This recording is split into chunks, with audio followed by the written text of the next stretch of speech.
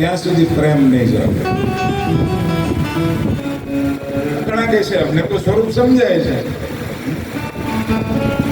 માથે જટા છે, હાથમાં ડમરું છે, ત્રિશૂળ છે, ગળામાં રુદ્રાક્ષની માળા છે, વૈષ્ણવ છે. કૃષ્ણની પૂજા કરતા હોય તો કે વાંસળી છે, મોરપંખ છે. રામજીની પૂજા કરતા હોય તો મુસલમાન છે. આપણે આ ભગવાનના બાહ્ય સ્વરૂપને જોઈએ છીએ, પણ ભગવાન પોતે કહે છે કે મારું સ્વરૂપ કયું? મમ દર્શન ફલ પરમ અનુપા જીવ પાવહી નિજ સહજ સ્વરૂપ.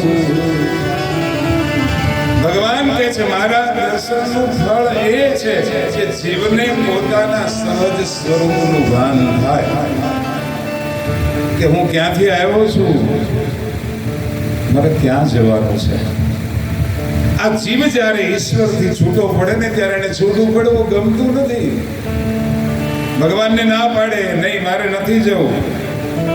આ તારા શરણમાં આટલું બધું મને સુખ છે મહાદેવજી, હે શિવ મારે તારાથી જુદું નથી થવું.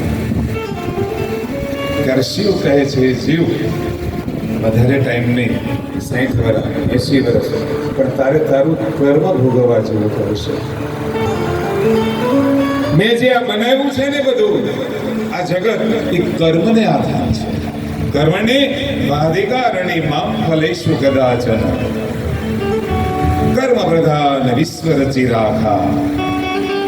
કર્મ પ્રધાન છે આ જગત, તારે કર્મ ભોગવવા જેવું પડશે. પ્રભુ હું તમને ભૂલીશ નહીં, કઈ વાંધો નહીં, તમારી આજ્ઞાનો સ્વીકાર કરીને હું જાઉં છું, પણ ત્યાં જઈને તમને ભૂલીશ નહીં હો. મને પાછો બોલાવજો, તમારા શરણમાં જ મને બોલાવજો. ભગવાન કંઈ પણ ભૂલતો નહીં ભૂલ. ભગવાનને કોલ આપે, માતાના ગર્ભમાં કોલ આપે, અને પછી આ જીવ જ્યાં પૃથ્વી ઉપર આવે, હજુ બાળકનો જ્યારે જન્મ થાય ને ત્યારે છઠ્ઠીના દિવસે ષષ્ઠી માતાની પૂજા હોય. એ છઠ્ઠી આને ક્યારેક ખીસું ના હોય. હા, દરજી ખીસો કરે ને તો બહેનો એમ કે ભાઈ આ તો છઠ્ઠીઓ બનાવવાનું, અને ખીસું ના હોય, ખિસ્સા કાઢી નાખે. કારણ શું કે ત્યાંથી કાંઈ લઈને આવ્યો નથી. પણ 5 વર્ષનું બાળક થાય અને થોડું સમજદાર થાય એટલે ખિસ્સાવાળા પહેરવા માંડે, ત્યારથી શરૂઆત થાય બધી ભગવાનને ભૂલવાની. પછી ભગવાનને ભૂલવા માંડે, પછી તો બસ ભગવાન ક્યાં ને હું ક્યાં.